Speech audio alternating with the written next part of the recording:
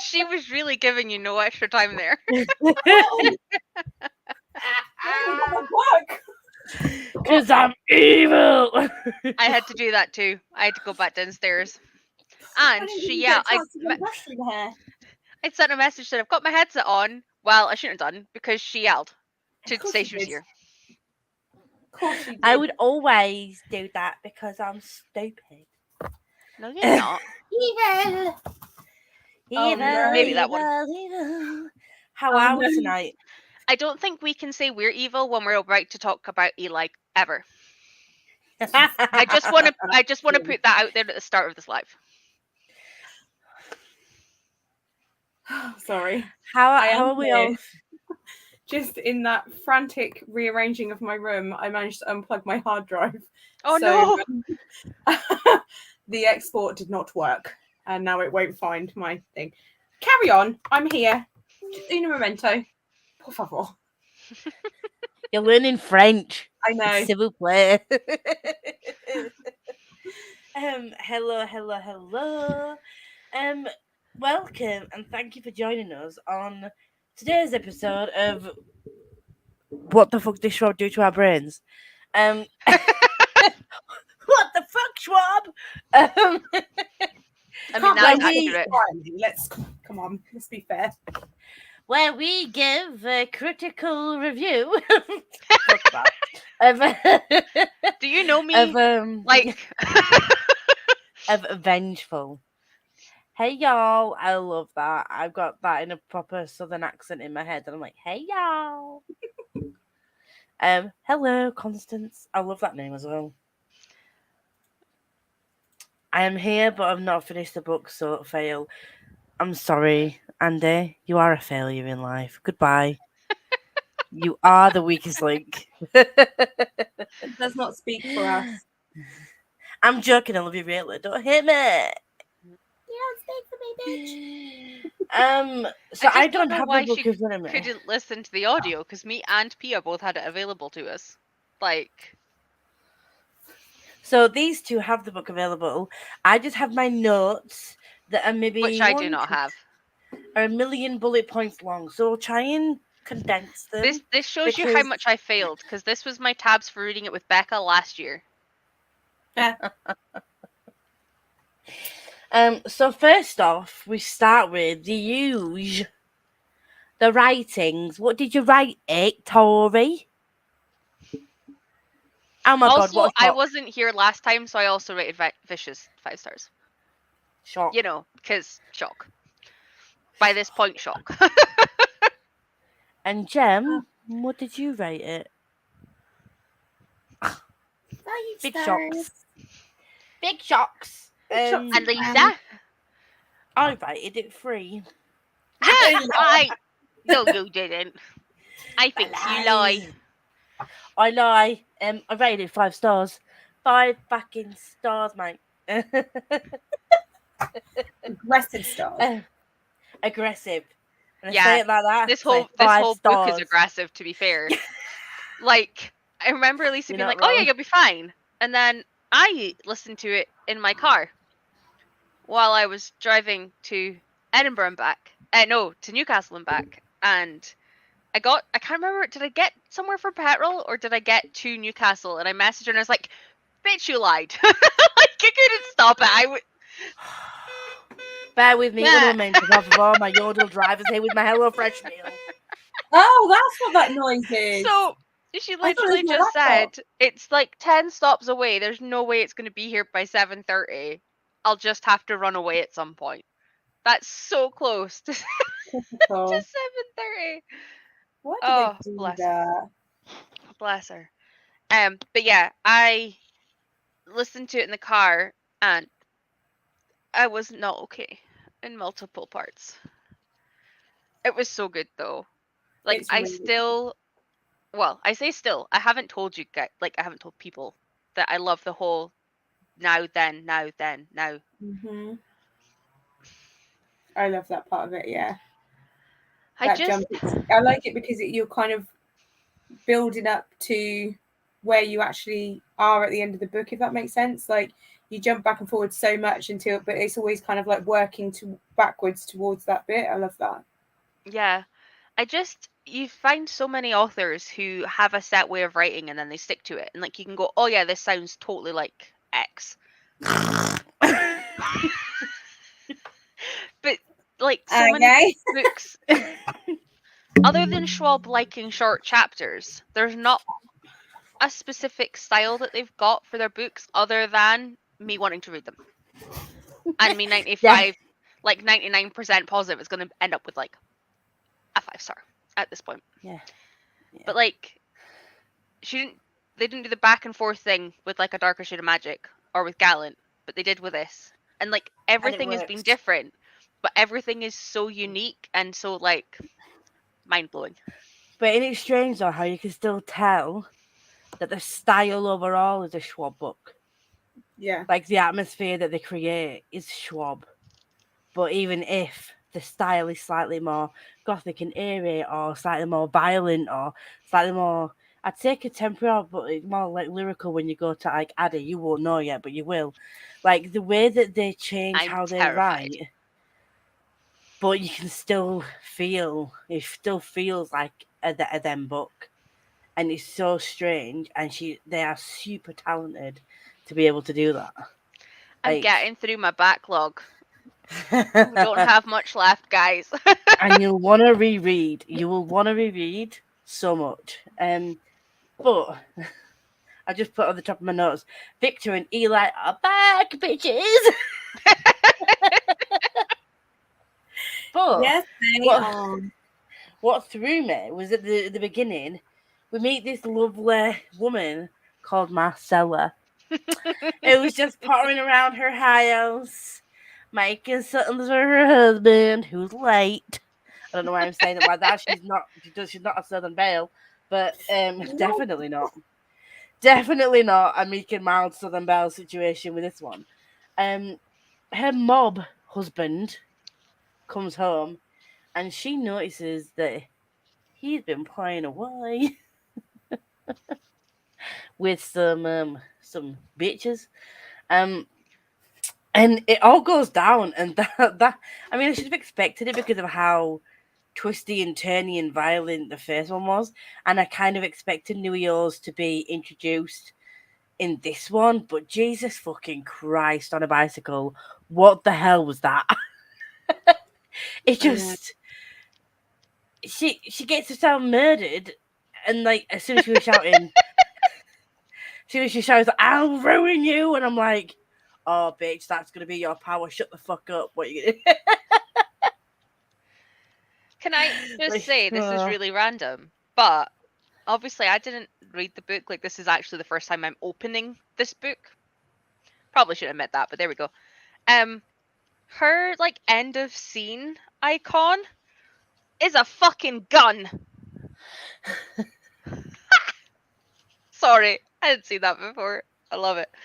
I was like, you have read the book, but you mean audio? You've listened to it. Yeah, because I did it. But I mean, it makes sense. She's got guns in her hands. Like, I just hadn't seen the inside of the book. But yeah, also, how fucking painful would it be to be held down by big ass fucking old style candelabras while your house burns? Like, I know. I literally, at least I was like, you'll be fine in the car. And then I literally started, and before I'd even hit fucking Stonehaven, I was like, I'm in for a ride. I was like, oh, this is going to be so good.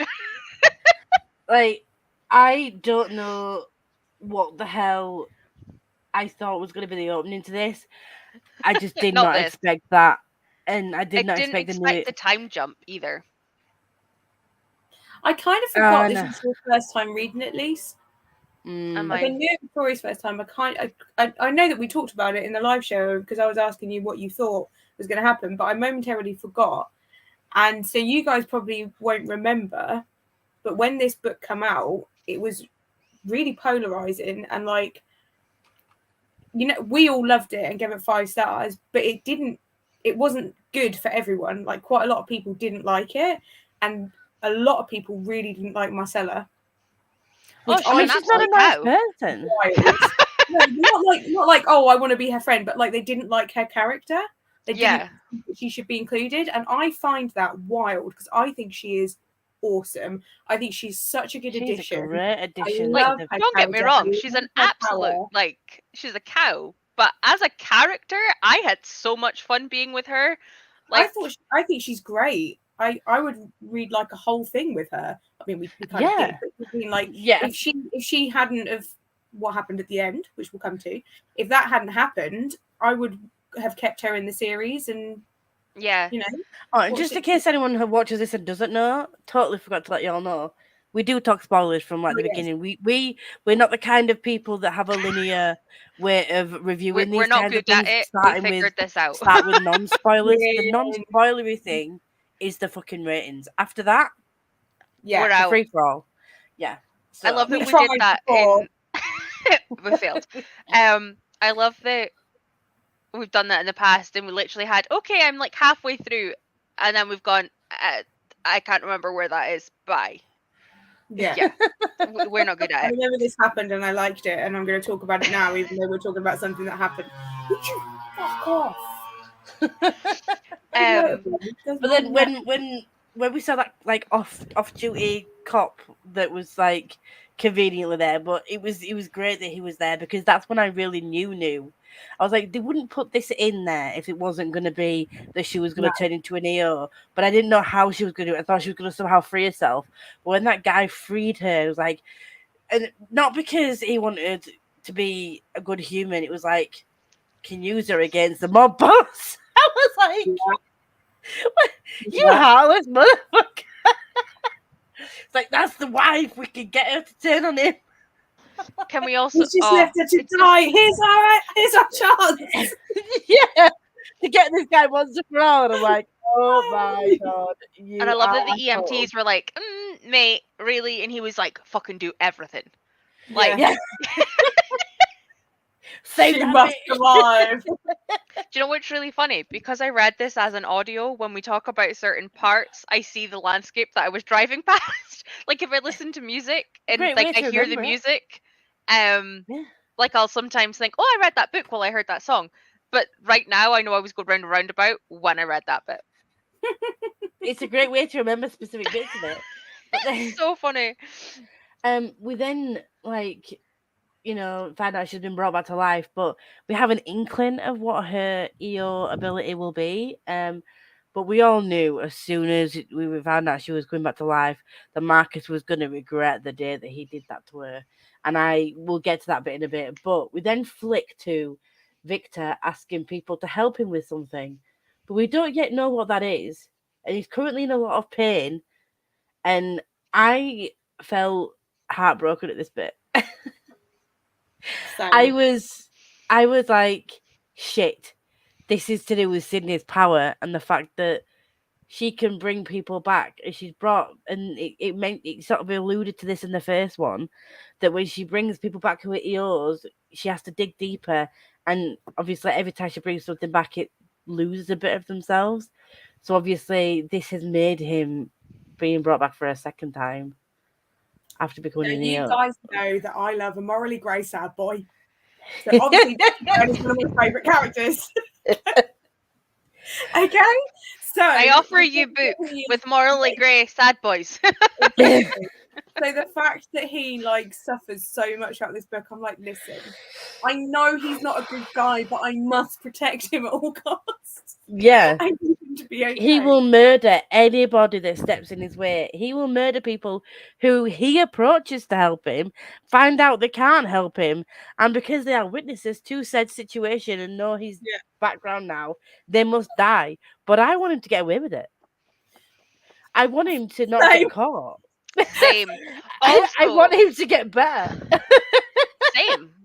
These other people, I'm like, we don't know their backstory. They could be serial killers. In my mind, they're bad people. Yeah. They pretended to be researchers and, you know, why did you not help him? Lives. Like, he needs help. Give him his help. Of course you can reverse this shit. Like, why are you lying? He has a family. It's an unconventional family, but he has like a husband and a child. He has a Mitch. Can we just appreciate like Mitch and Sydney? He has a Mitch and a Sydney, and if they choose not to help him, they need to be unalived.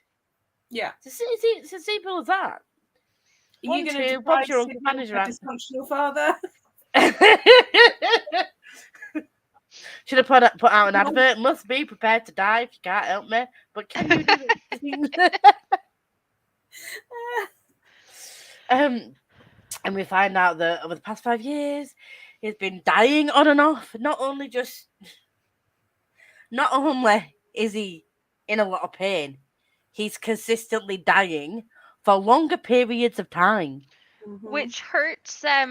Oh shit! What's his name? Mitch. Dom. No, not Mitch. Dom. The other one. Dom. Because the fact that every time he dies, Dom feels the pain, and then he goes, "How long was I out for this time?"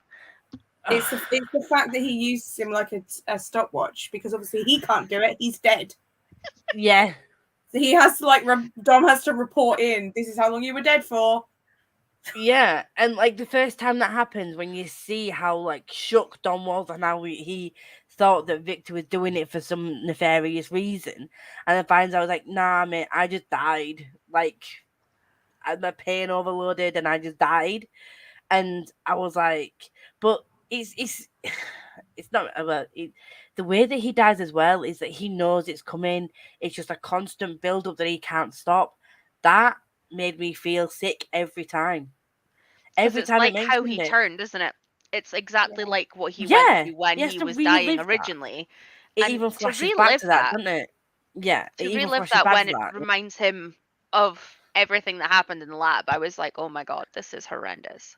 It's also knowing that as it's coming, he needs to get away from people because there's going to be a surge that could take out people. And I know he does use it to his advantage at one time, but you must think, like, how many times is he like in a crowded place or with Mitch and Sydney when he can feel that happening and he's got to hightail it out of there so that he doesn't, because it was bad enough at the start, but the longer his death gets, the bigger the build up gets, the more it can hurt people. And it really hurt Sydney that one time when it was like which she tried to avoid, but she was being belligerent. I mean, at this point she's a teenager, isn't she? She's going through a rebellious stage. Like, you can't tell me what to do, Dad.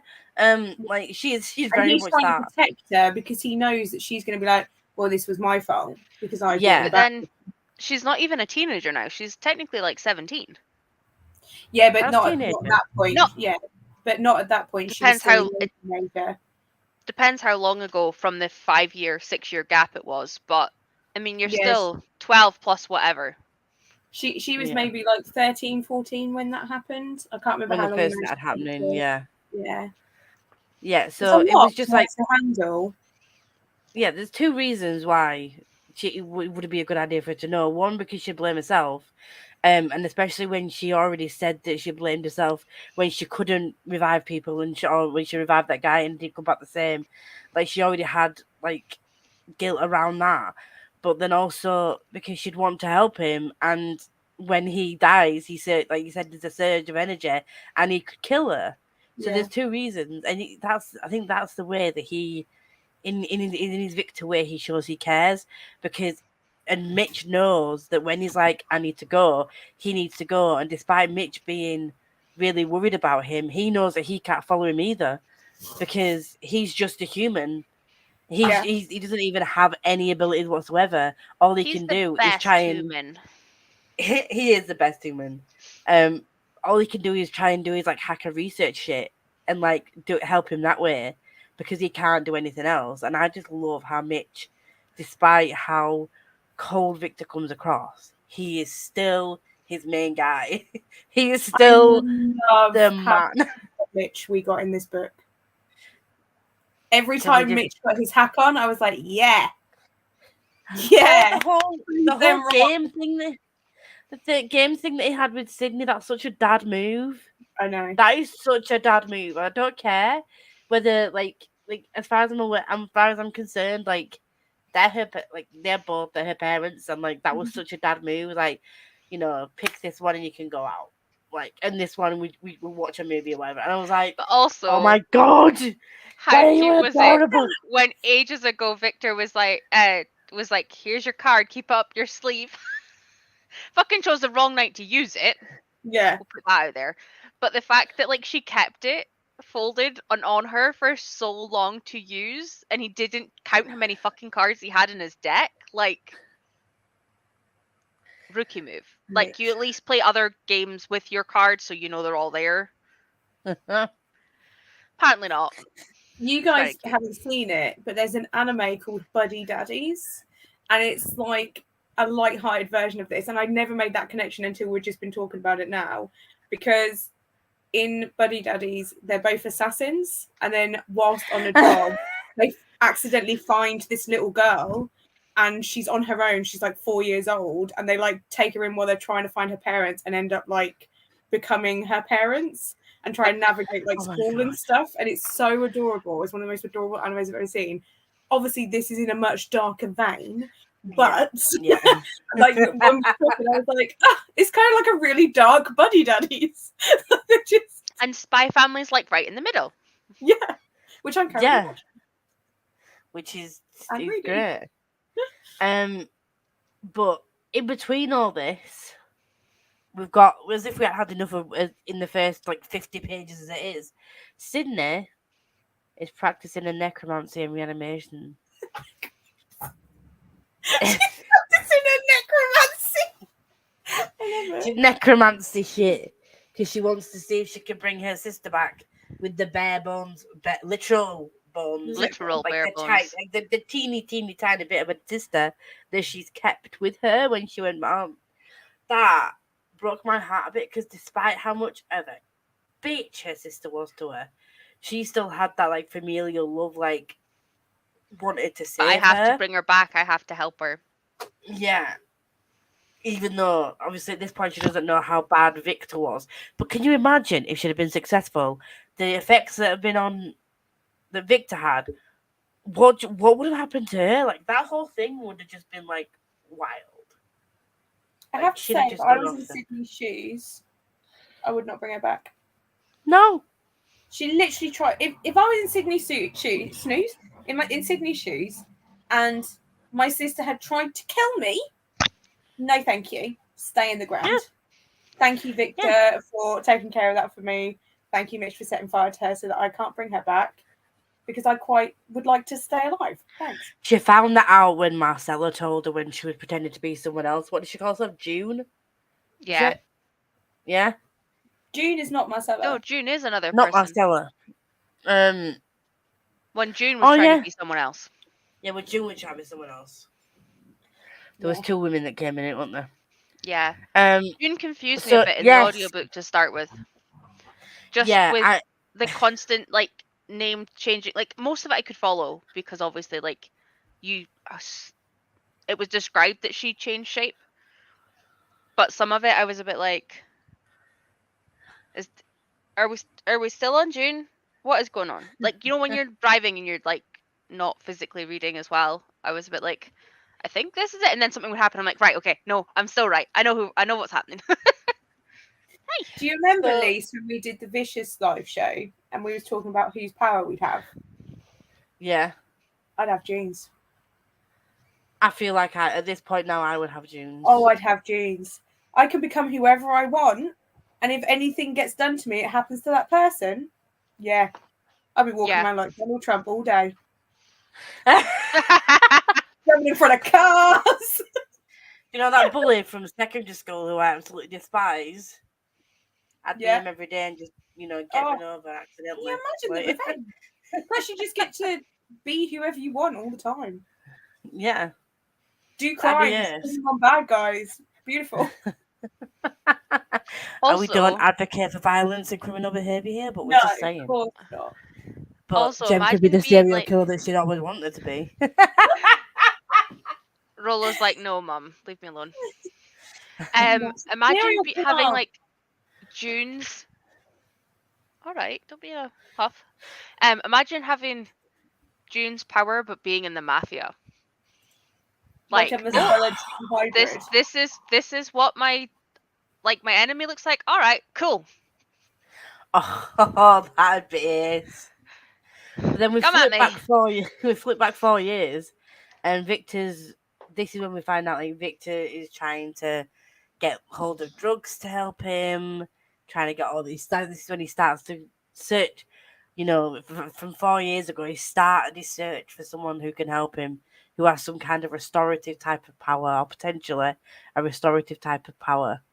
This is one of my favourite bits, because the switch, the mirror between Victor and Dom is perfection. Because that is how Dom was when we first met him. Literally trying to drink the pain away, trying to drug the pain away, meets Victor and it gets taken away from him. He's like, yes, this is amazing. And then when they meet up again, and it's been like 5 years since they've seen each other, and they've totally switched positions, where Victor looks like he's been taken through the absolute ringer. I'm actually going to have to go out and smack that motorbike around the face in a minute. If he keeps driving up and down outside my house. Serial killer, just getting quite irritated by it. And then Dom is like his best self because he's been living pain-free, apart from those small blips. It's just, I love that. I love how she does that. It works so well. Yeah, I think that whole thing, but the fact that even though Victor's not nice to Dom realizes that he has saved him.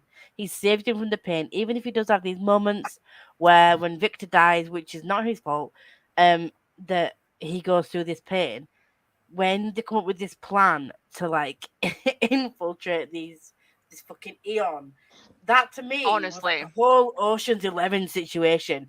I want that to be played out on a big screen where him, Mitch, and Victor are like, right, this is what we're gonna do, and then Dom's gonna be this guy, and like you're gonna contact your friend, and I want that played out in my head like one of those breakdowns of like an Ocean's 11's, like this is how we did it, and like Dom's now infiltrated Eon and is one of the inside guys. That I was just so perfection. I love that so confused much. to start with though, because I was like, "The fuck are you doing?"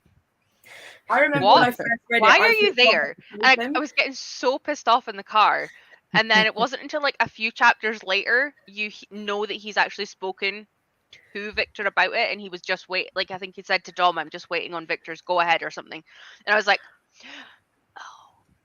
I 100% thought Dom had betrayed them the first time I watched it. Nah.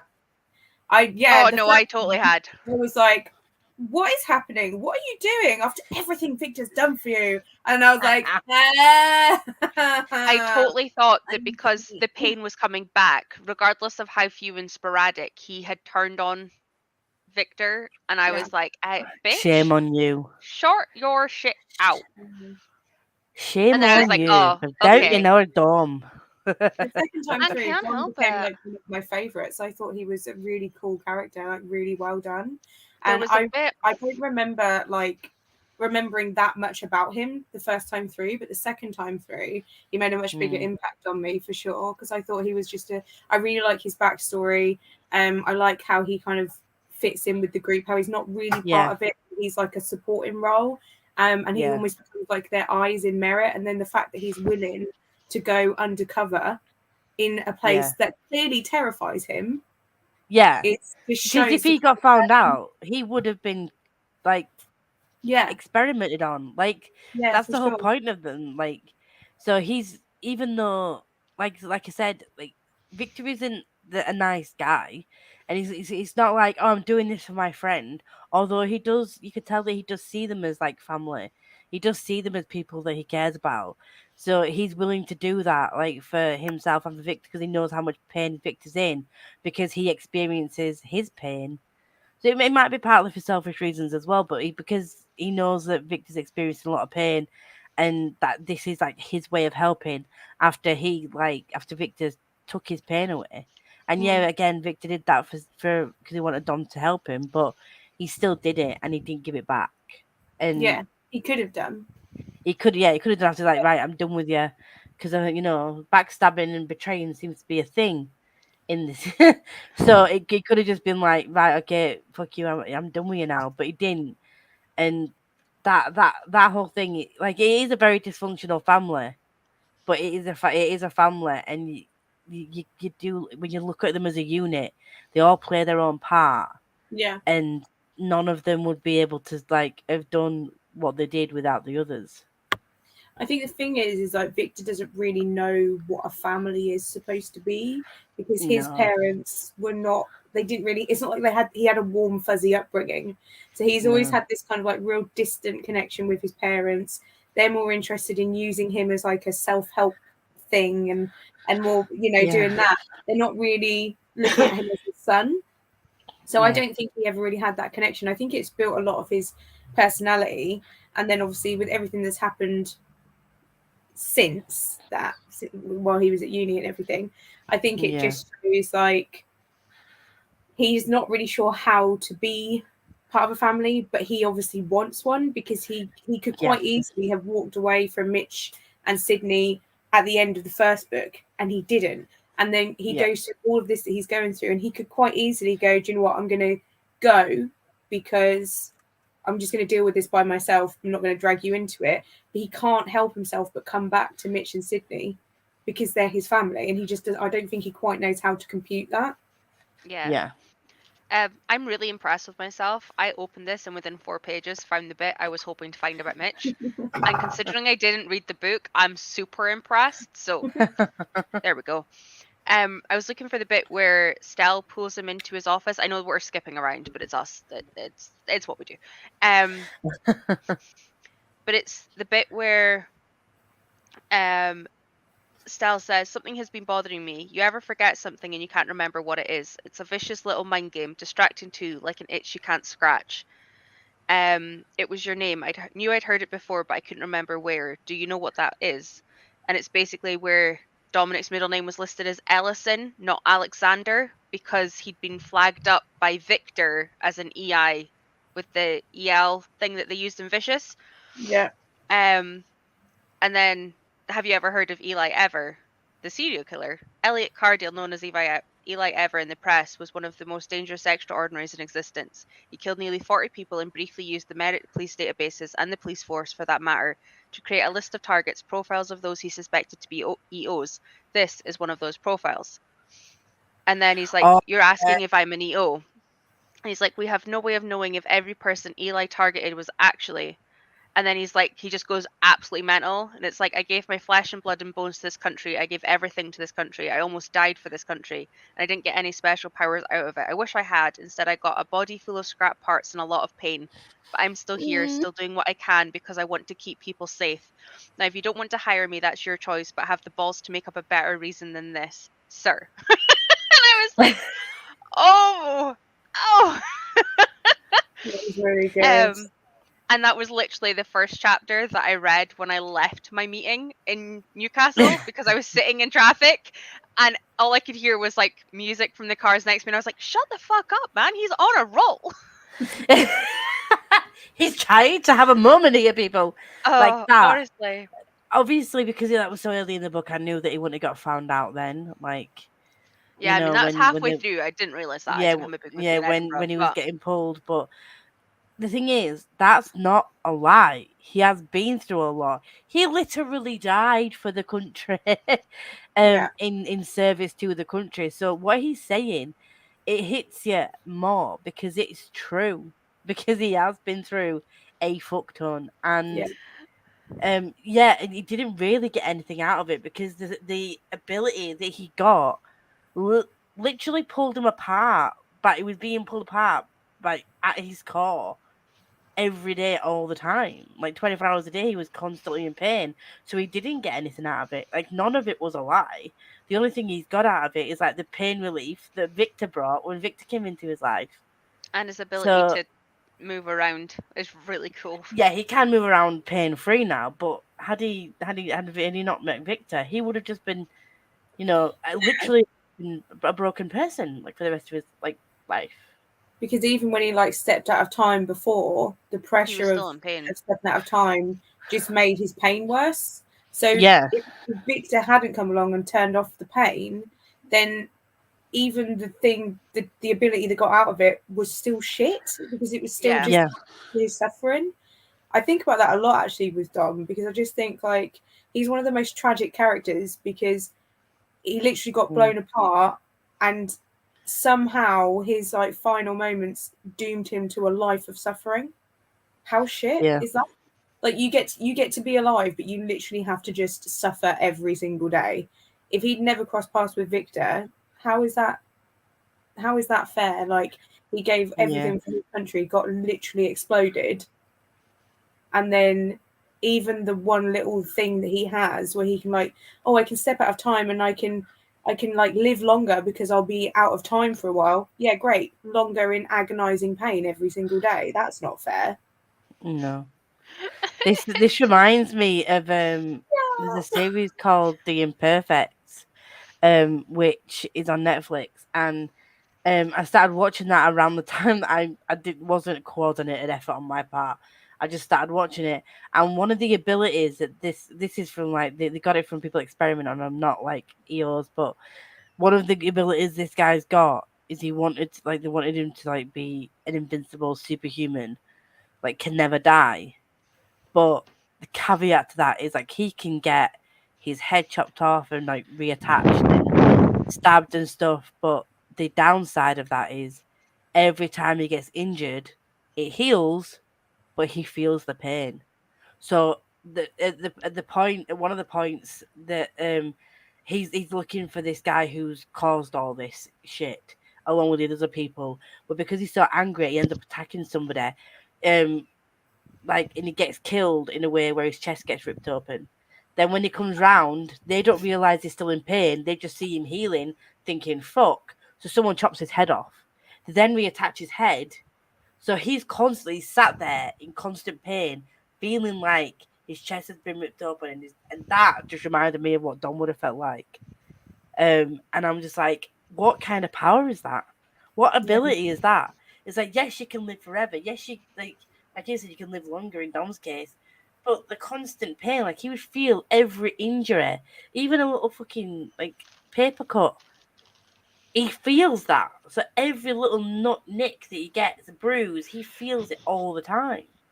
Like, No, that thanks. is not a life. No. And you can't die. This guy physically couldn't die. No, I'm out at I'm that just point. like, and you definitely, it's not a life you'd want to live. Like, you would want to drink like Don was to like get rid of the pain, because it's all you can do. Yeah. I can't imagine being repeatedly blown up by, feeling like you're repeatedly being blown up by an IED is like, no. Oh god, No, it makes me thanks. feel a bit sick. Yeah, no. We're gonna flip back, more flashbacks and flash forwards.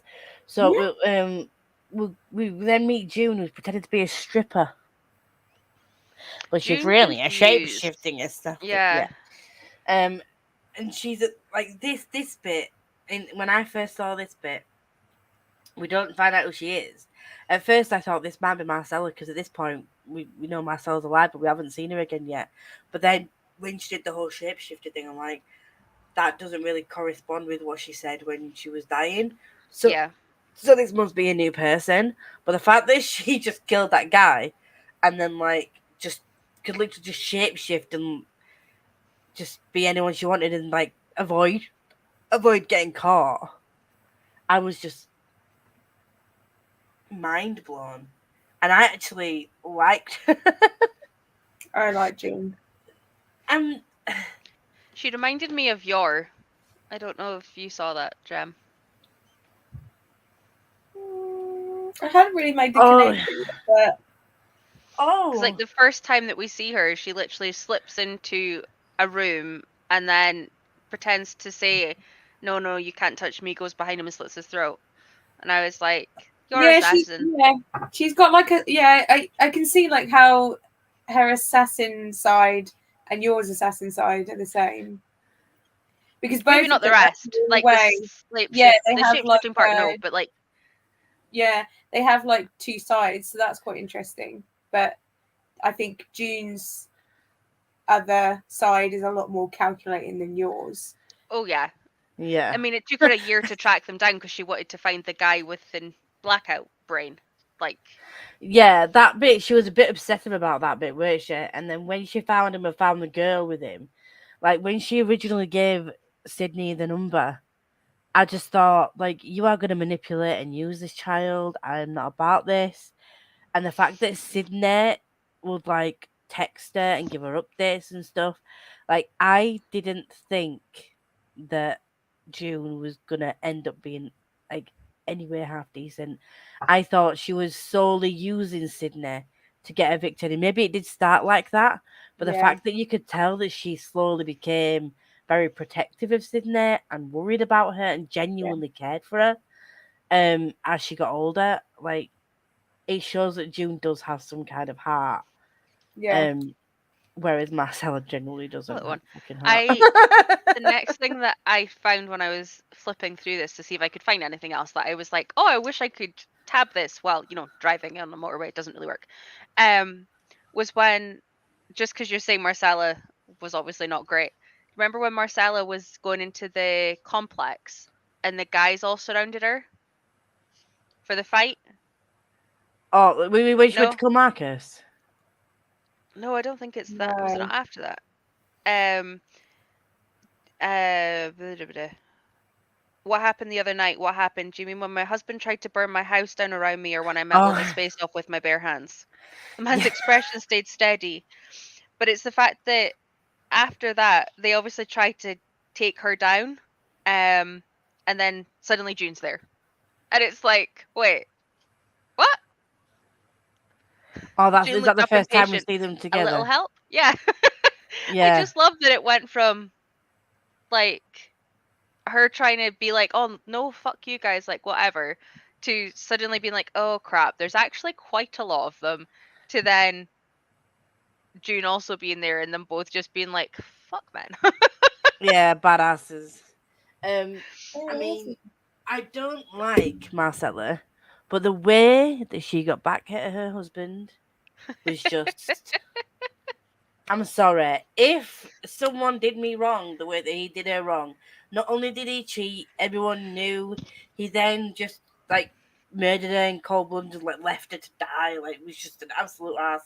And then had the audacity to pretend to be like, "Oh, I was worried about you, baby. I'm so glad you're alive." I'm They like, wouldn't "Fuck, tell me you deserve to anything. die. You deserve to die." And when she left that one person alive. I was like, Not two. that's. Oh, Was was it not it two two? so they could continue playing poker with the three of them? And she was like, so, whose deal? Oh, yeah. I just found The it, fact I that thought she it was great. just like, well, how would you stay there when you see someone do that to someone? You'd be like, I'm just gonna let's steal some poker. Because I'd be like, I don't want my face to be mowed off. I'm going to do as she says. You want to play poker? Fine.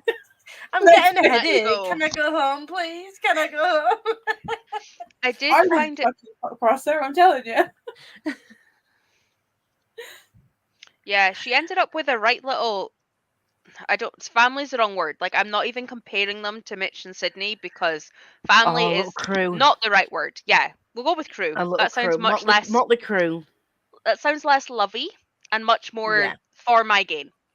So we'll go with that. Yeah, it was. That was very much a gathering of convenience for all three of them. 100%. Because, like, having somebody that can literally shield you as a mob boss on the upcoming, fuck yes. But I did like the fact. Can't like, remember his name though. I want to say Nate, but I don't know if it is Nate. No, I think it began with a J. John? Jonathan? Maybe? I think it's Jonathan. Did I write his name down at any point? I don't He wasn't think I the memorable character out of all of them. No. That's because he didn't say much. He was very much a background character who just protected. He wanted to die, basically. He didn't want to be alive, but he was very much like, Jonathan. I didn't want this. Is it Jonathan? Yeah, Jonathan. I didn't want to. I don't want to be alive. Like, I just can't die. Because my body just protects me. Yeah. And I did like the fact that there was, like, I could protect you, but I need to be looking at you. And if I break that, then that's how. Because as soon as he said that, I'm like, they're gonna have to try and find a way for him to not be paying attention to Marcella and break that eye contact, like the vision that he has on her, in order for her to be killed. So I was wondering how they were going to do that from the moment that he said, like, oh, I have to be looking at you for it to shield you. That and fight then was amazing. Take his eyes. You can't see shit. But they'd have to get him by surprise, don't they? Otherwise, his body would just. So, like, the whole navigating around that thing is like it's not a case of like he has to like not see you coming, but then you have to get him in a way that it would then distract him so that he looks away from her. So there was like so many things that you had to figure out in order to get them both out of the way, and that bit was amazing. Schwab is a master. Masterpiece. Oh, when we find out more about Eli, because let's not forget that this prick is around. Do you know something though? We see more about his childhood, and that I felt sorry for him with his childhood, and I messaged. I can't remember. Was it one of you two I messaged, or was it Andy? Must have been Andy. Okay. I can't remember. I don't know if it was Andy though, because Andy hasn't read it. It was either that or I said it was a really vague I feel sorry for him, and she was like, fuck that asshole. I think it was Andy, to be fair. And I was like, yeah, but you haven't read it yet. Like, he went through some shit. I can't remember I if it was will never Andy or not. advocate child abuse. Like the fact that his dad was an abusive person. It sounded like you was going to say, but in this case, I don't advocate child abuse. But what I hate is that. I mean, I love that he killed his dad because his dad deserved to die. You don't abuse kids. Like, you can die. I don't give a shit. But the fact that he then, he did try to live a relatively normal life. You know, when he went with his auntie and uncle, the only relatives he had left and whatnot, and he was trying to be normal. But the fact that he then was just resigned to the fact that because he was abused, because this had happened to him, that he was gonna be this person like that. I would have to disagree with that. I didn't take it like, yeah. No, I would say that the reason that his dad was so abusive is because Eli didn't know how to be normal. And because he had this side of him, like he didn't really know how to express emotions. He didn't, he was quite cold. He didn't really know what you're supposed to do. And his dad really hated that. And that was part of what caused his dad to abuse him. And I don't think that Eli ever realised that was the problem until he was around other people that weren't his mum and dad. And when he was staying at the house and these kids were going to him, why are you so weird? Just be normal. Just be normal. That's when he started to like almost become a chameleon because he was picking up like things that other people considered to be normal so that he could fit in. And then by the time it comes to like him going to stay with his aunt and uncle, he's kind of got it down pat, and then he works on it, and he's never actually himself. No, because even in Vicious, he'd said that he'd continued to do that with Victor. Yeah. He just becomes the version of him that Victor will relate to. That's kind of what he does then, is he like drops the normal things and he is the parts of himself that Victor wants him to be, if that makes sense. So he's always just kind of like tweaking how he presents himself so that he fits in with the people around him. And I think that because of obviously his upbringing and this kind of like religious mindset, he's always, he can't quite break it. And I you probably remember when we were doing the Vicious live show and you said to me like, oh, I really hate it when people like do that and then get a God complex and think it's all because of God. And I said to you, it will make more sense in book 2, and it does make sense because he's been raised this way, to like heavily influenced by religion, and he's never really shrugged it off. Like it's always been a part of him, and it's something that Victor hates, is the fact that he's religious but a man of medicine, because in Victor's head you can't be both. Like you can be one or the other, you can't be both. And so when it happens, that side of Eli, the religious side, the side that's been brought up to believe like in God and the devil and all this kind of stuff, that comes up to the top because he's like, well, this can't, you know, you could say this can be explained by science, but he's like, I'm not sure. I think this is more and that kind of side of him outweighs the kind of clinical scientific side, if that makes sense. Whereas with it does bring up the argument. Right, science. It does bring up the argument though, because it is very valid. Because in real life, people do think that science and religion can work together. So it's not just this is a fantasy book.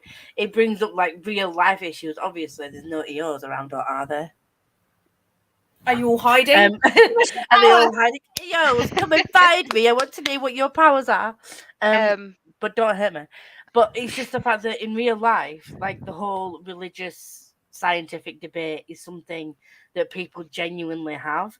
And the fact that like it's been translated into this fantasy world, and you know, it does show that he does struggle with that, and which is fair enough. I don't feel sorry for him because I don't know. I don't feel sorry for him. I mean, because the child that he was. Yeah, that's it. Yeah. He feels very sorry for him when he was a child because no child deserves to go through that. And it obviously completely shaped his entire life because he starts off that way and then it kind of just grows from there and he loses his identity because he's so fixated on fitting in and becoming like the person that he's meant to be. I think he loses himself quite a lot and then that's just like you're opening a can of worms there and something like this happens and you suddenly start to think you go back to that kind of upbringing that you had. But I don't feel sorry for him as an adult because by that point he's spent enough time around other people. Yes. He really should know now the difference between right and wrong. And I can understand as a kid, you kill your abusive father to escape and you change yourself to fit in. Once you're kind of like the age that he was when that all kind of happens, and then you think it was I guess the thing that the reason I can never fully sympathize with Eli is that he has what he thinks is this amazing religious experience and God has chosen him to live and has granted him this power and he decides that that is not true for anyone else. So all the other EOs that have been saved from death, because all of them have died and come back, so that's the same situation just with a different power outcome, he has decided that no one else is as like worthy as him. And that's why I can never, because his hatred for Victor is really something that I struggle with because it's like, well, you were both doing this at the same time. And I think Eli knows that Angie's death was a total accident. Like, Victor he does. Has control over it. But the fact that he has decided that Victor is a murderer from the start has then forced Victor to become one because he's pushed him into this prison. He's pushed him into wanting vengeance. I think it would have been a very different story if Eli had got off his kind of high horse, as it were, and stopped thinking of himself as the only one worthy of having this power and like being God's chosen one, and just thought, wow, this is amazing. God has granted us, if you want to think of it as like a God thing rather than a science thing, he could be saying, wow, all these people have been granted a second chance by God. Let's look into that. But he doesn't. He decides that they're all worthy of being murdered. Because he sees it. He sees it initially. You can see him questioning that more and more as the book goes on, and coming to the realization that maybe it wasn't a God-given thing, and maybe he wasn't given that because he was special. But initially, you could tell he really believes it because his power is healing. So God heals, great. Let's just put that together. And Victor's is not. Yeah. Question, not so much in the first book, a little bit in the first book, but definitely in this one. If he is potentially on this, like the autistic scale, because not only is he very obsessive with the things that he likes, he doesn't let that go regardless of people trying to dissuade him. He has no sense of communication. Like, I know that not all people have the same outcome of being anywhere on the scale, but a good few of the people that I know struggle with like proper connections, and they have to work on it, if that makes sense. And it's not I always think he's more of a as. sociopath. Oh, I'm not saying Because he isn't, but no, but I think that's probably more what. Well, personally, I think that's more when you look at it like science versus religion and like nature versus nature. I think it kind of hints on that different topics throughout the book. I think for me, I read it as in his nature he was born a sociopath. There was something in his brain that just doesn't let him connect with humans like in that way, and that's that's what's got him to where he is. Obviously, he didn't deserve to get beaten as a kid, but not even just beaten, whipped in a yeah, church, no, I know what you attached mean. to a Yeah, cross, like. no, he didn't deserve any Yeah. of that. But I think because he was born that way, I think for me, I read it as this is one of those situations where he was born a sociopath, and no matter what anybody did to him or for him, like that could never change. And he's changed that into having some kind of god complex because and that no matter he could have gone through all this therapy in the world. He could have even, I think, even if it had stayed with his auntie and uncle, his sociopathic tendencies would have still come out. He was sociopathic and narcissistic, and that's just how it came out. Mm. And I think that is how I read it. I don't read it as on the spectrum in any way because I don't feel like the reaction would have been that. He wouldn't have acted that way. I don't think. Like being turned into a murderer and all that kind of thing. I think that would have been just a bit too far. I think it was more that he was a sociopath and his dad tried to beat that out of him, knowing that that would have been something that he could have been. But I mean, you can be a sociopath without killing people. Like you can still be a sociopath without that, but you're much more susceptible to having that triggered off. And I think that this, coupled with his religious upbringing, was his trigger, because then he felt like he was on a God-given quest almost. Yeah. It was kind of a delusional thing that he's like, this is why I haven't fit in with society. This is why I was born this way. All this has happened to me to get me to this point, and now I need to do what God's told me to do. Give me this gift for me to do, and that's what it is. But then obviously later down the line, he sort of realized that he is, if they're all bad, then he clearly is wrong, and his ability isn't great because he's still chosen to kill people. Yeah. Like, even when he's not thinking like, oh, like, it wasn't even Eos that he just killed. Like, his dad deserved to die, yeah. But other people, innocent people that just got in his way, that was just, he just killed them because they got in his way on his divine quest. Like, I'm really sorry. I'm just going to have to duck out for 2 minutes because I think Danny's fallen asleep and I need to put Jay to bed. Carry on. I'll be right back. I muted myself before I finished speaking. I apologize. I love Jem. But it's Tony Hutch. Tony Hutch is trying to kill, isn't it? Yeah. I was trying to think of who this big guy is that they're trying to kill, and they want to get rid of him, because he's like the big boss guy, isn't he? And she want to be the big boss gal. I mean, she deserves it. She's been through a lot. This poor bitch got murdered by her husband. Stuck under candelabras. Anybody else just have a picture of like Lumiere just like sitting there being like, I can't move. I can't move. like, when it's like how they turn to like their objects before they turn back into people. Like at the end of, I just had this image of it being Lumiere being like, this wouldn't have happened if I was still alive. And I was like, no, weirdest crossover in my head ever. But Eli as an adult stuck in a cell. Oh, in fact, no. Let's go back a bit. Eli being completely and utterly pulled apart and broken and held apart and broken and rebroken and held apart, and that was the bit that I'd he listen worked for to them. when I'd Yeah. with the first Doctor dude, the Yeah. gassed him The and crazy did this one. and Yeah.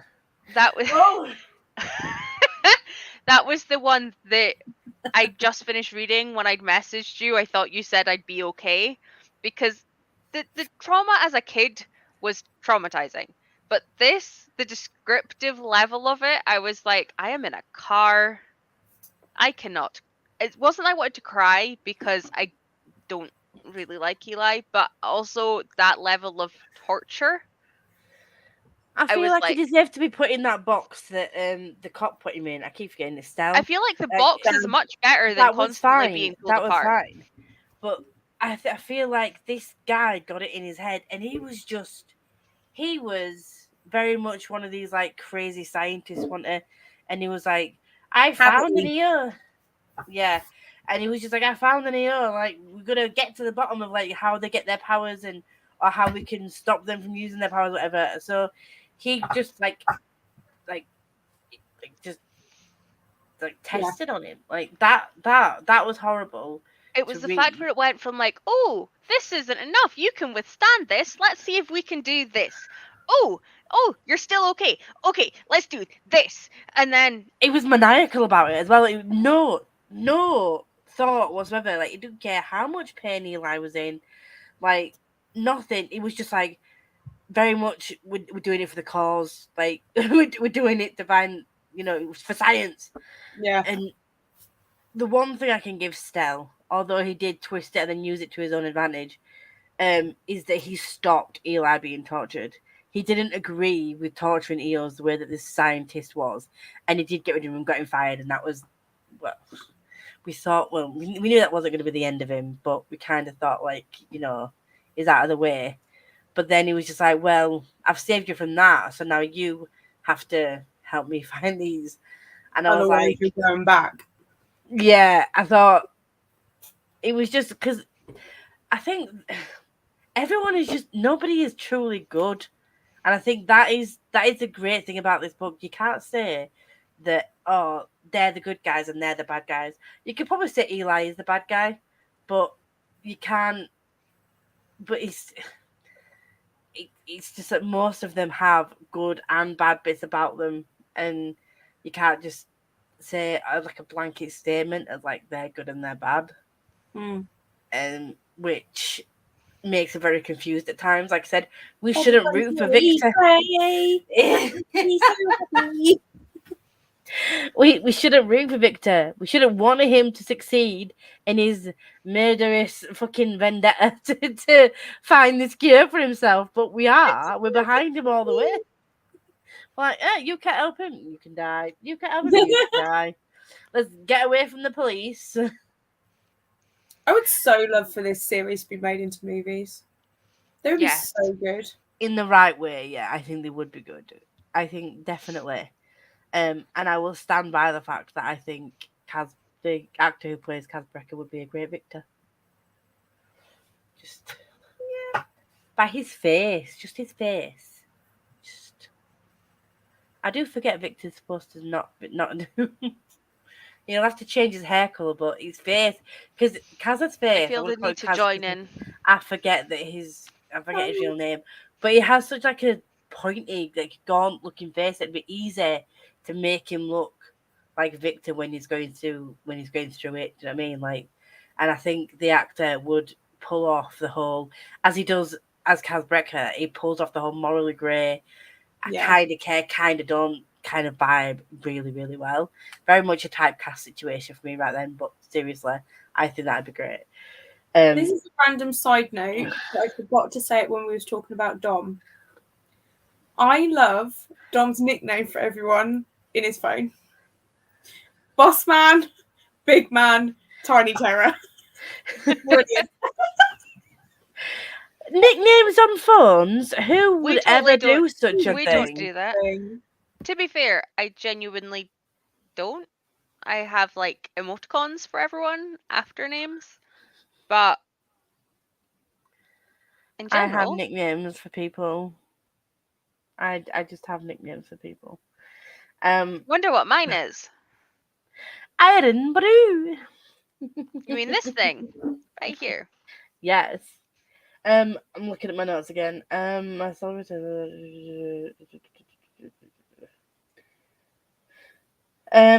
June has a list of people to kill.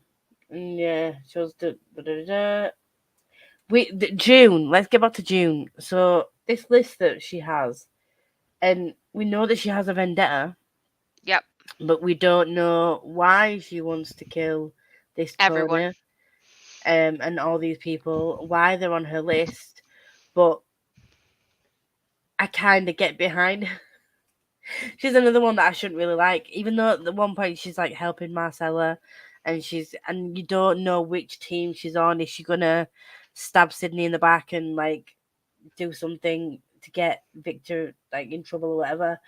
But then on the other hand, I'm just like, I want to know why she can't be herself, because it alludes to a lot that she just can't go back to her normal form, and it's just like, why can't she do it? Like, what is I so bad wonder about if it? it's something to do with how she died. Like if her thought was, I don't want to be me, or some equivalent where she Yeah, now can't be her. Because I was trying to figure out as well. I was like, I wonder what your thought is when you're dying, that you've ended up a shapeshifter and that you yeah. can't be yourself.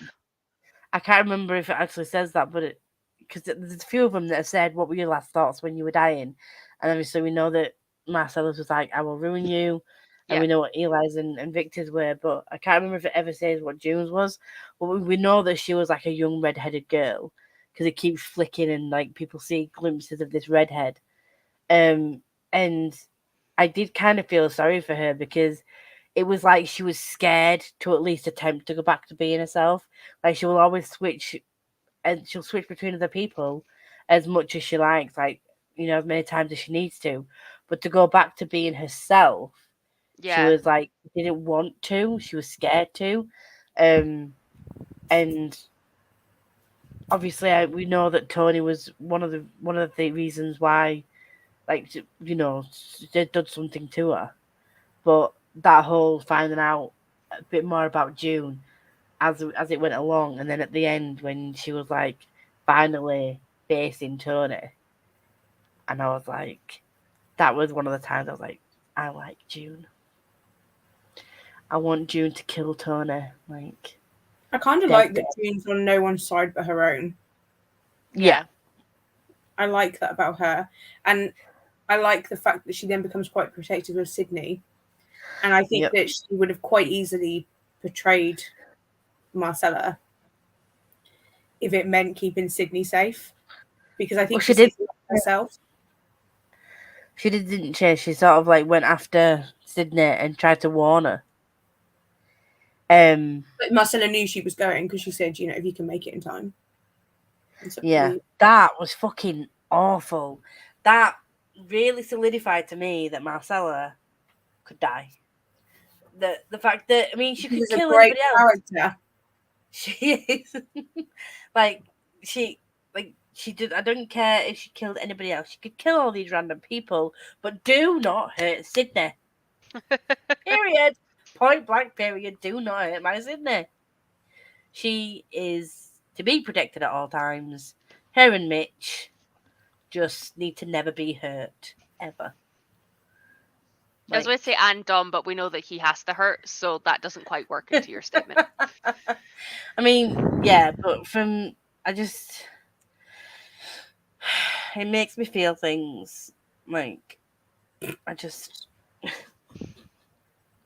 feel very protective of Sydney. Not gonna lie, I don't know, I don't like it. Try to think of what other notes I've written. I feel like we've still got a lot to talk about, but my notes are all over the place. So is our brains. It's fine. Oh, when Marcella meets Stella and offers him a deal. In the restaurant. Yeah. Like, like the fact that she was just like, yeah, I'm here, but I know who you really want. I know who the hunter is, and I'm gonna give him to you on a silver platter if you leave me alone. Also, Stella though, agrees. before that, the fact that Stell couldn't figure out it was Eli.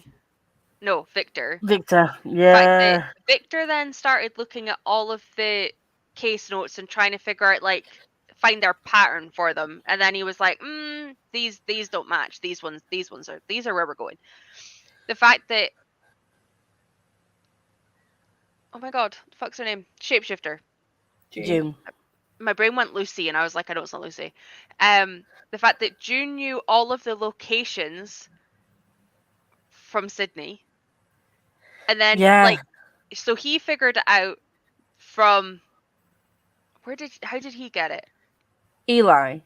Yeah, He Eli figured it out managed because there to was a figure it pattern. out in the way that they The way that died, they killed, and the way he place lives, that they'd, their abilities, the fact that they'd all their happened. abilities, yeah. And then she knew because of Sydney's movements and hearing something. I was like, oh my god, what the fuck is going? I was like, this isn't gonna end well. Spell like what do you call it? Oh no, what's the word? Confronted Eli and was like, did you know that it was Victor? And he was like, well, I didn't think you'd be stupid enough not to burn the body like I fucking told you. Like, I literally, it was one of the things I was yelling as you took me away. Burn the body, burn the body. Did you burn the body still? No. And now here we are. And I love the fact as well that Victor was still in Eli's brain the whole time. And then he realized that he wasn't dead, and he was like, fuck. Oh, no. With my own imagination. I did this to myself. Little fictional character. It's like Eli was still so fixated on being the one to take Victor down that he didn't tell Stell, and he kept it to himself because he was trying to find a way to get rid of him. But yeah, he noticed it through the patterns of how they were killed. And I mean, he is intelligent, or he was. Don't rest in peace, Eli. But he was very intelligent, but he was also very stupid and like just very tunnel vision when it came to Victor. But then again, Victor did with Eli, didn't they? In a way, they were both very much like. Yeah. But I did like. Because I don't. Well, there's book 3, isn't there? I don't think he is. I don't think he is. They put him all There's in a tray. bonus story? Yeah. About Rios or whatever her name is. Yeah. I love the last. I didn't see that. Like, the redacted. Yeah. Hold on. You know, Dominic starts hearing things.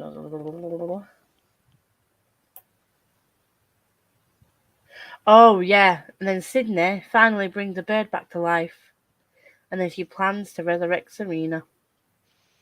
Yeah, I was really hoping. Less bones. I was really hoping that she didn't do it. Like up until the last minute, I was very much thinking she was still going to attempt to do it. But then, as heartbreaking as it was, for her to realize that it was a bad idea, when she like thought about it logically. Just give me a heart attack. When she thought about it logically, she knew that she shouldn't bring her sister back, and that she should just leave her to rest in pieces. In ashes. I shouldn't laugh at that. I sound so distinct. I'm like, rest in pieces. She was a bitch, though. It's fine. Yes, very much so. So yeah, as much as Cage for each of the EOs is rubbish, Eli being in there, it's fine. just Yeah. he just stay in his box.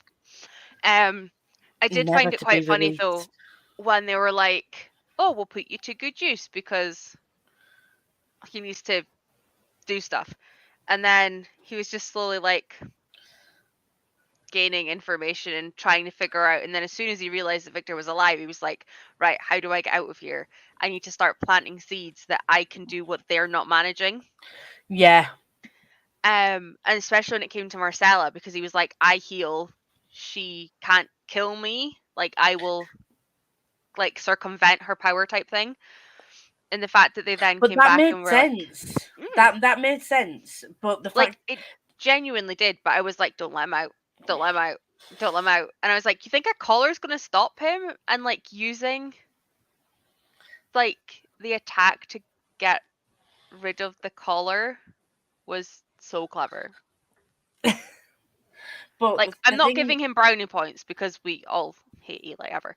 But like trying like figuring out how he can become free, because let's face it, he's in a party where he's trying to get to Marcella, who has a bodyguard that means she can't be killed, while he has a collar around his neck. And is he not handcuffed at one point as well? Like, if you're trying to get him, or was that just while they were transporting him? I think they were just while they're transporting.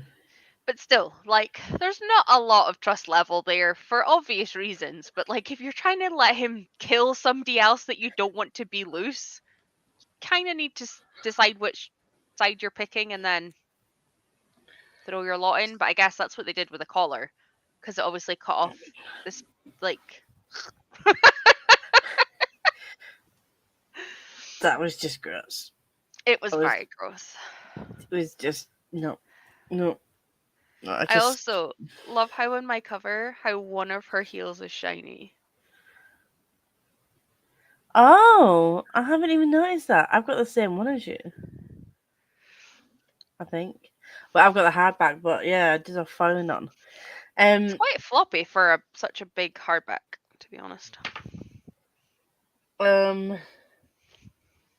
So then June connected up to realizes that the hunter is Victor and he's been with Sydney, and she doesn't kill Victor. She chooses not to kill Victor. She chooses to warn them instead. Now this made me like her even more. And the fact that she, despite Marcella being an absolute psycho, she tried to help and free them. What a day for little Sydney to run away and turn off her phone and attempt to resurrect her sister. And then... We knew it though, didn't we? We knew that was going to be the point where that was going to happen. Literally everything in me was like, "Bitch, what you doing? Don't have your teenage temper tantrum right now." Of course that's when she's going to have it. It's obvious, yeah. It's obvious that was the time that she's going to have it, because why wouldn't she have it at that point? Also, is Rios the female that found Dom being in one room instead of the other? Oh, yeah. The fact that he turned around and then she was there and he was like, "But I'm facing the door," made so much more sense when she did it again later. And I was like, "Ya fucker. She's an EO too. What the fuck?" But yeah, that was like him trying to get out of there and Victor coming with his car and being outside. I was like, the two of them fighting. He needs protected. But yeah, I don't like it, Jem. What are we talking about? Sorry, Rios, when Rios found him at the computer, and then we found out she was a Neo, and then he tried to escape, and the fighting, and that was really sad. Poor Dom. He was trying to save Boss Man. What was that? He was trying to save Boss Man. I know. I know. Poor dog. Can we just talk about Dog? The dog died again. The dog died again. How's she going to bring that dog back? Something must go wrong. Maybe that's what book 3 is going to be about. Doll's revenge. Yeah. Take over the world. He's not a dog anymore. He's just this vicious, ravenous, like... Vicious. See what you did there. But, I'm really good at this. I opened it on that page. That's the third time tonight. On the doll thing? Yeah. No, on the Dom thing.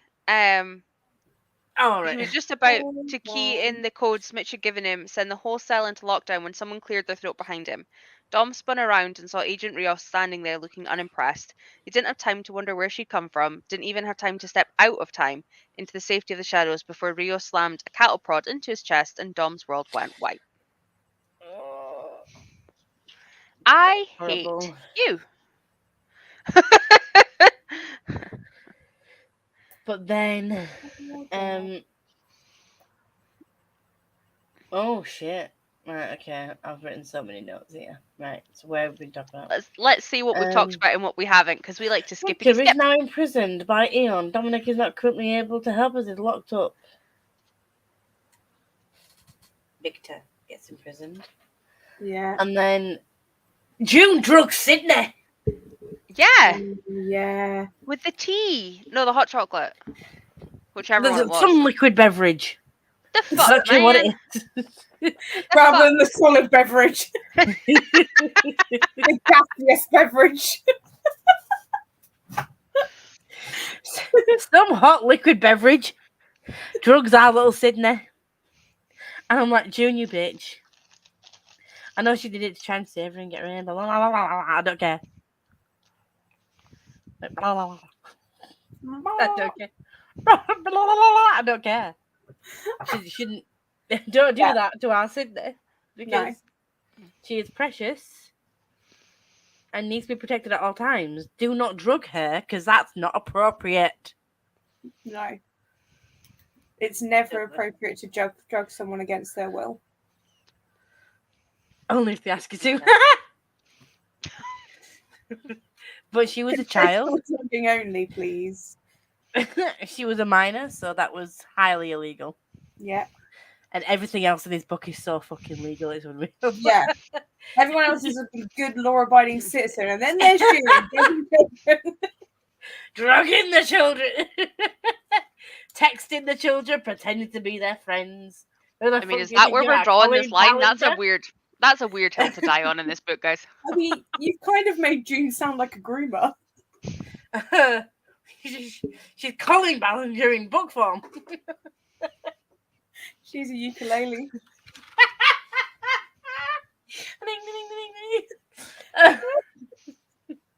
Oh, that's bad. I don't condone grooming behaviour, just so you know. Obs. We just fucking... June was a bitch at this point. And I know, like I said, I know she did it for good reason. She wanted to help get Sydney away from danger, but she could have just asked her nicely and been like, explain the situation. And like, we need to get you to safety. And then if she said no... Then drug her. No! I think if she said no, respect the no, not drug her. Yeah, that's what I was going to say, totally. Yeah. Respect no means no. No means no, bitches. No means no. Let me have a look at my notes again. She did better than me. I didn't take any notes, Jam. Eli and Marcella fight, and it's... So we've got, like, Eli's out, they're at this thing. We've got the guy that's watching Marcella, and then Eli sees Marcella. Marcella sees Eli. The title was called, like, all of the ones that were on that last day were the last night. You're like, oh shit, everything. The first one was like, the feeling that because it's calling itself the last night, this is going to be intense. And like everyone just got like more high stakes than the next. And I was like, I'm not okay right now. That end fight was so good. It was amazing. It was so good. That would work. Another thing on the big screen. Yes. It would be I wish I could see things in my head. I genuinely do. It's the most amazing feeling because I was listening to it and reading it and then envisioning it in my brain. It was like playing out like a proper full-on fucking film in my brain. It was amazing because I've seen so many films where you can see what kind of shots would work as well when they do the slow look situation, and then when they do like the slow-mo thing when they're trying to like when he looks away from Marcella and then Eli goes for it, and then you could just see it all happening and like in the intricate detail, and I was just like, bitch. There's one point where you're in like Eli's POV and he's thinking like, oh, so me and Victor are on the same side for now, and I was like, oh, it would work so well because you're always like thinking, well, as soon if they win this, it ain't over, because as soon as they beat like the mutual enemy, it's going to go straight back to them. And I was just waiting for that moment.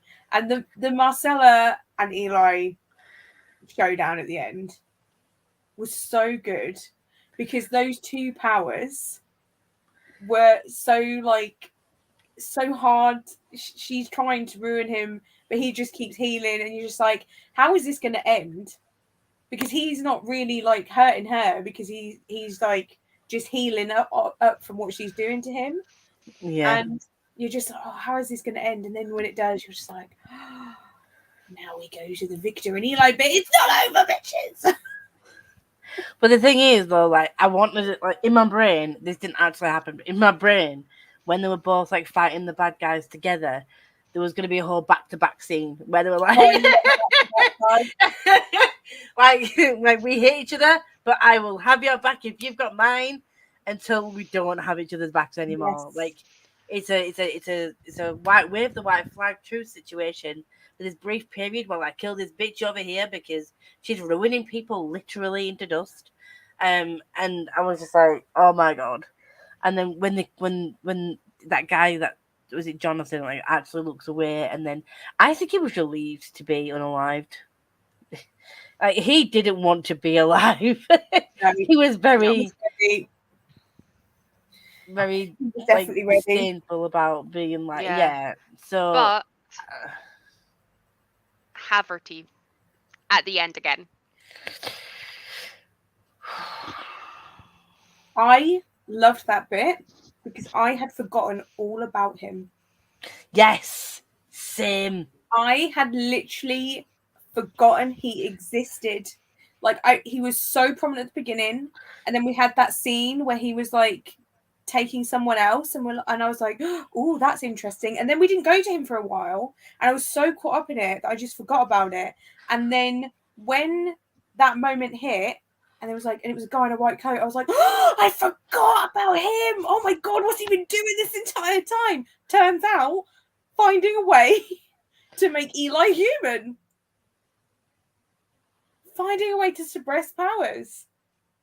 Amazing. Because you don't need to see that part. You don't need to see him doing all of the technical sciencey bit. Or the horrific testing on people part. No. I just love the way that she set him up as a threat. She set up what he was doing and then just left it. For 4 years of him. Get it. And then bam, here he is right at the end to cause havoc. Brilliant. But then Victor uses his drug to stop his pain issues. It's like, this is the drug of choice now. Yeah. Like, but where does he get more of it? Look, there's a book 3, Tori. We can think about that later, but right now, Victor's pain is being relieved. Okay? He's also done the unthinkable. Not the murder. It's fine. He's left Sydney. I know. But the thing is, he knows that if he's around them, they're going to be in danger all the time. He's done it for selfless reasons. Listen, I guarantee you in book 3, Mitch and Sydney track him down because family's family, bitch. Yeah, I mean, I know this. But the fact that we all know when they do their goodbye and Victor's like, yeah, I'll be there. We all know that he's not going to be there. He's decided already. It does hurt, but he's decided already. And Mitch was like, come on, Sydney. And she was waiting for him, and it became time. And it was just like, we know he's not going to be there because he's trying to do the right thing in his own way, in his very victorish way. And he doesn't do goodbyes because he doesn't do human emotions, clearly. So he just doesn't do goodbyes. I don't know whether I would have preferred a goodbye or not, because I feel like if they'd done a proper sloppy goodbye, then that wouldn't have been Victor. Yeah. But as a goodbye, it's perfectly in character. Yeah. But as a goodbye from my heart, I fucking hate it. But can you imagine though if he did this like whole soppy thing where he was like, I have to go for like the good of you guys. I've got to protect you. We'd be like, this is a bit OC, isn't it? Bit out of character. Yeah. But then, because of the way he did it, we all knew what was coming. You're like, oh, you're leaving him, aren't you? You're leaving him, aren't you, you bastard? We all knew it was coming, but it fits so perfectly with his character. I just love Sydney's reaction to it though, because literally after I think it's like 4 or 5, like, so obviously not this because there's the bonus chapter I haven't read yet because I didn't know it was there, but it's fine. It's fine. We don't mind this. I just love the fact that Sydney's thought is, Victor might be gone, but there was still that thread tangling their lives. It had led Sydney to him once before, and it would lead her there again. No matter how long or how far she had to look, sooner or later she would find him. If Sydney had anything, it was time. Because she is gonna make his life hell. But she can feel people that she brings back, though, can't she? That's one of the things, is that she focused on it. She can feel that thread, like you said. So obviously that leads up to make you think that in book 3, at some point, she might need him and go find him, or like she'll be like touching the thread now and again to check in on him. I think it's gonna be like maybe 5-6 years later, when she's an adult. I think she'll still be with Mitch, and I think I cannot wait to see how their relationship is like in book 3. I'm really hoping that we get to see a proper, like, fully formed. I mean, another relationship was formed now, but like, I want there to be a whole scene where he's protective dad, and like she's still acting like a little child. I want there to be a scene where you really see like the relationship they've built over the years, because it's obviously going to be a couple of years jump again, and it might do like the whole time jumping thing where it's like, what have Sid and Mitch been up to in this time since this has happened? But I'm excited to see their relationship. Yeah. Do you think June will be in the next one? Because obviously at the end of this one, she took one of the soldiers' identities, went back in, went into the system, erased what Eon knew about her, in which one of her many forms, but you know what I mean, like they deleted the file and then drove off. I don't think that's the end of it. I hope we see her again. However, if we don't, I also feel like it's a good stopping point for her. Like, I would gladly have more of her and get to know more about her past than that. But if she's not included in book 3, I do feel like she's had a really good character arc from what we know about her. She got her revenge for what he did to her. Yep. She knows that Sydney is safe with Mitch. Yeah. And I think that it's Daddy Mitch. Daddy Mitch. I think that if that is all we see of her, she's actually had a really good character arc. Considering that she wasn't in book 1, she's had a good, like, the way where she starts and where she ends is really perfect. Yeah, I think I would only like to see her in book 3 if there's going to be like a valid part for her to play. That it's not going to be, what's the phrase people use, fan service. Because obviously some, like, you know, people that really, like, we've really enjoyed her, other people might really enjoy her. I hope Schwab doesn't bring her back because they think that the fans would want her to come back. Like, I think she should only come back if there's a valid reason. I don't, because Eli has gone back. That was a perfect reason to bring him back, because they could have just kind of left it there after book 1 and been like, you know, he did his part, but that she brought him back, and it was for a very valid reason. He was perfect for that. He could infiltrate it. He worked with them. He was still linked to Victor, so he would be like suffering because of what this happened. There would be effects. There would be a reason for them to kind of like still be in contact in that. Yeah. Whereas at the minute with June, I don't know, because I don't see Sydney wanting to be in contact with her because she literally lied to her and drugged her. Yeah. Agreed. So obviously, the fact that Dom was shot to save Victor, tragic. Again, that's my whole reaction. That was a perfect end for him. I think he should have died. I'm not glad he's died. But I feel like, again, if he'd have continued to live, it would have been very convenient for them all to get out totally, like, not unscathed, but like get out. Do you know what I mean? Yeah. It fits with the story and the way that his story arc went. That's how that happened, because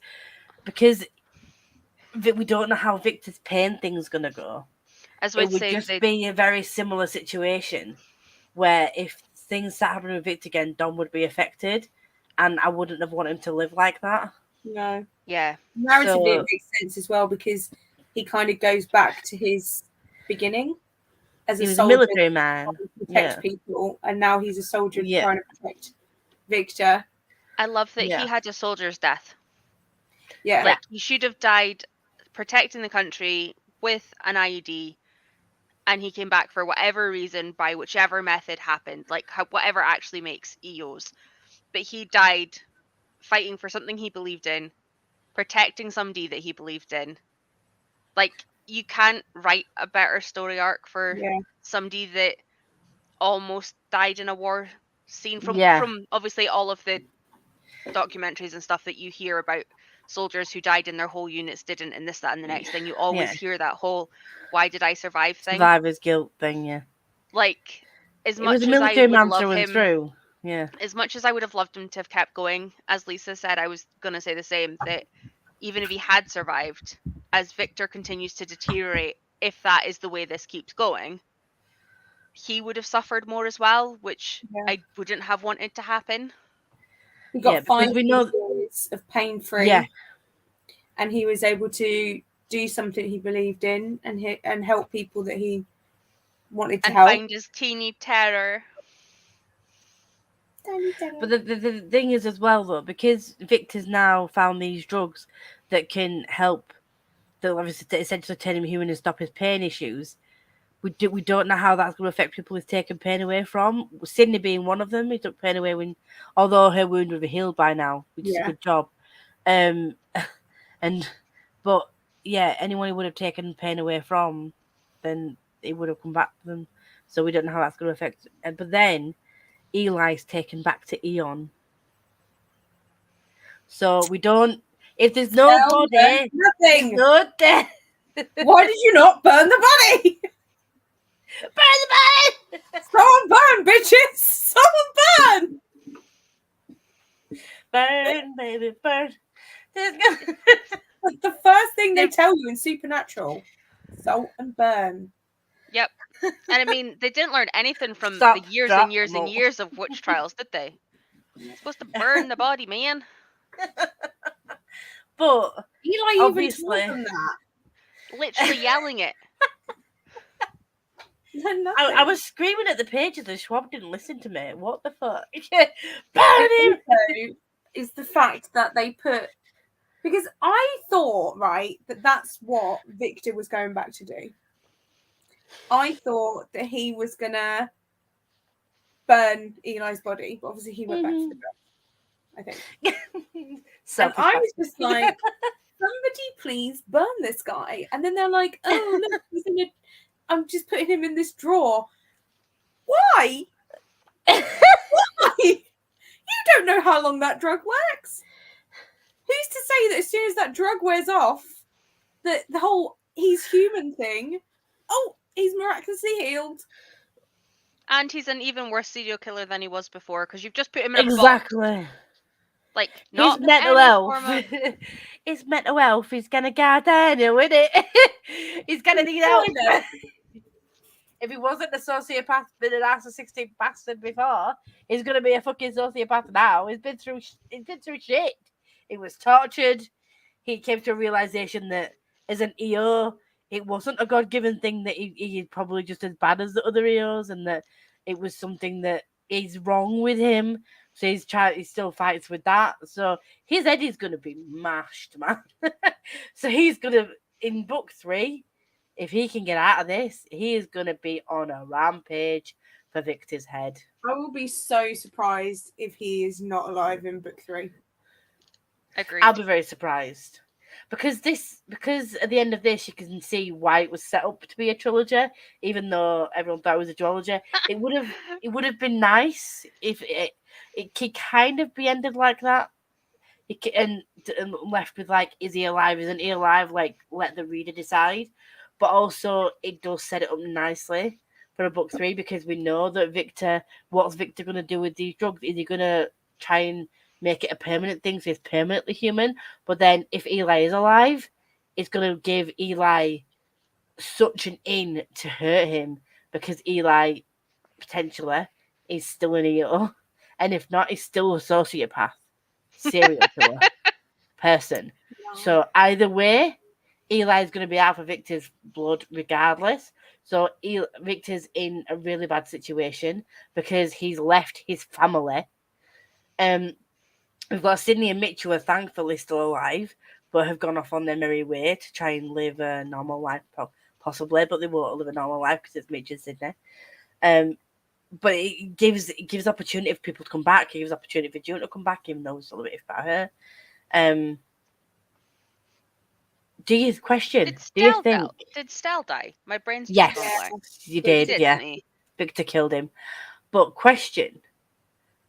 Do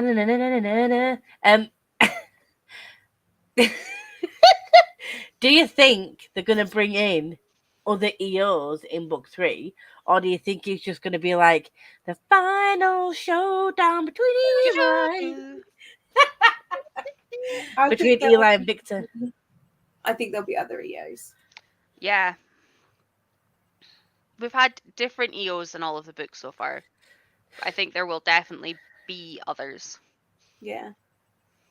How funny would it be if the next book is Sydney's the big bad on a rampage? Victor left her. I'll kill you. Why would you do? Why? Why would you say that? Why would you? Because she'll be in her rampant teen years, pissed at her father for leaving her, and pissed for the idiot Eli who made him. I think it would be great if Victor found some more EOs, Sydney came back with Mitch, and if Eli found some other like villainous EOs, and they had like a proper Marvel heroes versus villains, like epic endgame situation. Or where, like, I would like to point out that they list Magneto and Professor X, and we had the X-Men also had a big showdown. It was a shit movie, but they also had it. There needs to be like an epic battle where there's like some morally grey EOs that are just slightly less morally grey than the murderous sociopathic EOs that maybe have a chip in their shoulder for some reason on Eli's side, and they're just like, what if Mitch keeps hacking and finds all of the good EOs and like bolsters Sydney with like decent people, and then they're all like, right, Sydney, come on, we've got our gang, let's go find him, and they go hunt down Victor and are like, dude, you're not getting away from us, we can find you wherever the fuck you go, you've got a little tether here, just here. And she's just like it's like, I'm here to help you regardless, you motherfucker, stop taking those drugs, we're gonna find a way to heal you, and then we're gonna kill Eli for good and burn him. Don't run away from me, I can find you. We're gonna burn him. Buddies, always burn the buddies. I think it's like in zombie movies when people only shoot them once. I'm like, double tap, bitch, double tap. In the head. In the fucking head. So he's so angry. Finish the job. And this is Jem not being a serial killer. Because I'm not in a zombie apocalypse. But if I was in a zombie apocalypse, do you know what I would do? I would double tap. Double tap there, bitch. Have either of you / both of you read the prequel thing on Tor, the warm-up one? Yes. It is so good. I read it like yesterday or the day before. And That was Eli before Ever book one. sucks. Yeah. Yeah. We already knew this, We were talking about that in the Vicious Live show because we was like, that poor guy literally like locked himself away for like a year because he was so frightened of hurting anyone. And the first time he goes out, Eli's like dead. What the fuck? Like he could not have done more to make sure that he didn't hurt anyone, and you still killed him. And his poor sister, just checking in, you got out okay? Yeah, did you make it out of the house? Yes, I did, and now I've been murdered. Like, actually, do you know what? Don't let. Is it agoraphobia where you don't want to leave the house? Yeah, agoraphobia. Read that. Because he was scared to leave his house, and the first time he did, he got murdered. Yeah. They'll never leave the house again. Yeah. What they're worried about. But yeah, I just wanted to bring up the Get fact killed by a finally read it. sociopathic eel. I Yeah.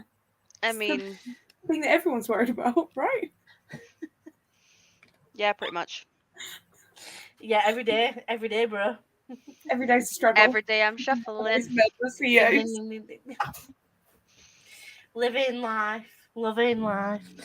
So, what are your theories for book 3? I haven't even read the synopsis. Is there even a synopsis? I don't think so. I'm just saying, based on what we've discussed here this evening, what do you think could potentially happen in book 3? Eli Ever dies finally and actually gets burnt. Because he's died in every book so far, so it needs to be fucking made permanent. It's definitely going to be a big showdown at the end.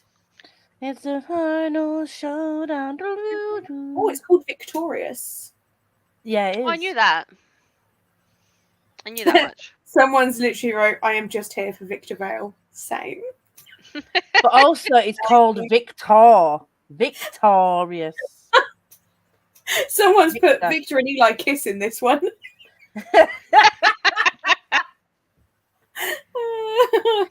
But I don't know if it's a play on words. I don't know. As I say, is it not just because she's American that she just didn't put the U in there? Yeah, probably. Wait, no, there is a U. How do you spell Victorious? Now you've made me. That?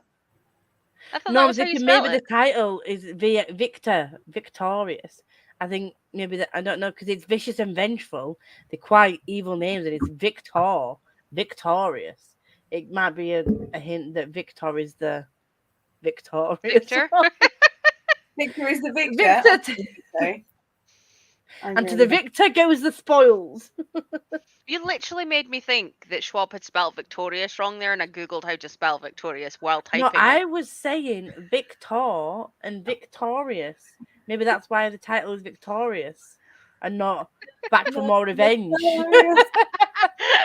Revenge of the Revenge of the Sith doesn't work. I do like the fact that they've been like a V name. Yeah. Villains made up of Vicious, Vengeful, Victorious. Beautiful. Very good. Stunning.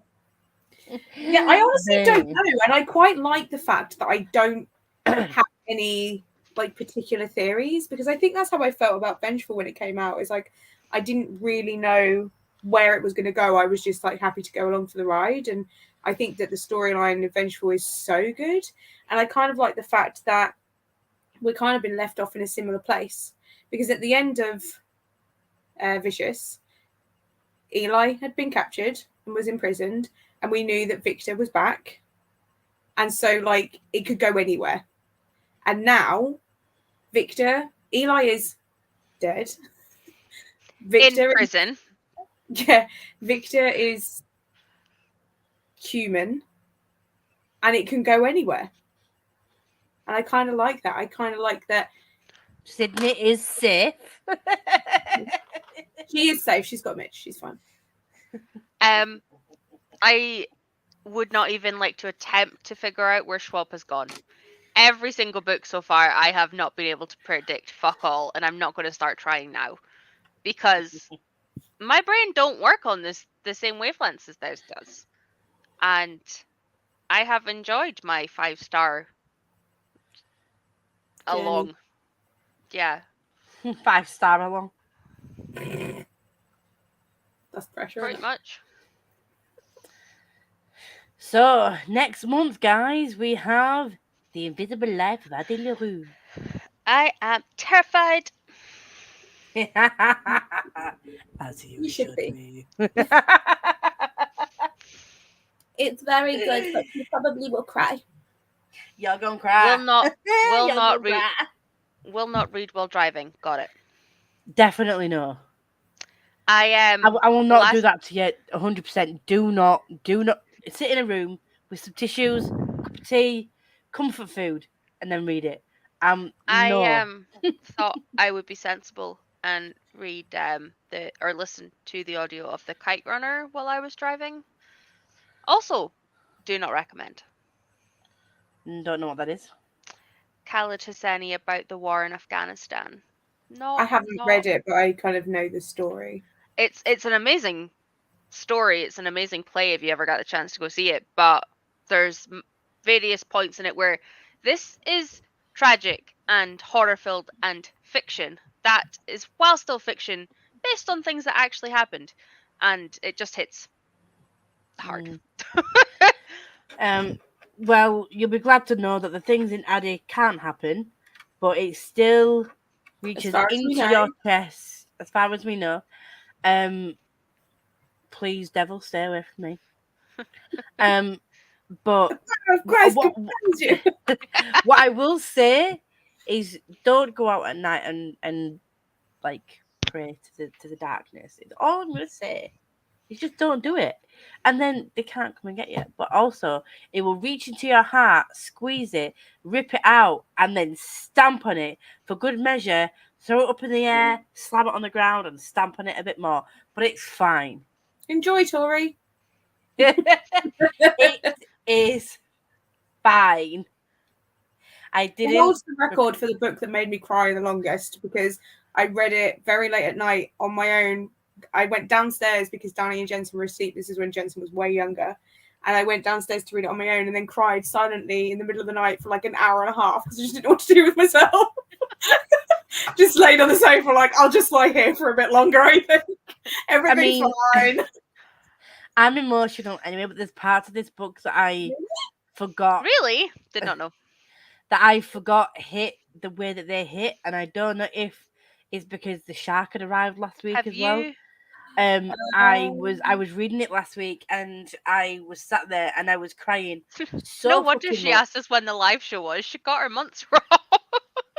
Like I was crying so fucking much, and then like I remembered a bit about how it ends and what goes on, but there's so many like nuanced bits that I'd sort of forgotten about. Even just like little bits of conversations and things that I'd forgotten about. That when you know, and I'm just like, I don't want to read it again. I've changed my mind. I'm not emotionally stable enough for this. I want you to read it. I want you to read it, and then when you read it, reread it, and it hits you so much harder. So you will get hit, but you are gonna get hit because you know what's coming. Get hit. I bruised like a peach. You know what's coming, and I think it hit me 10 times more because I knew what was coming. No. And every slight little thing was just like, I can't breathe. Oh, my chair's stuck, so I'm just gonna have to stay like this.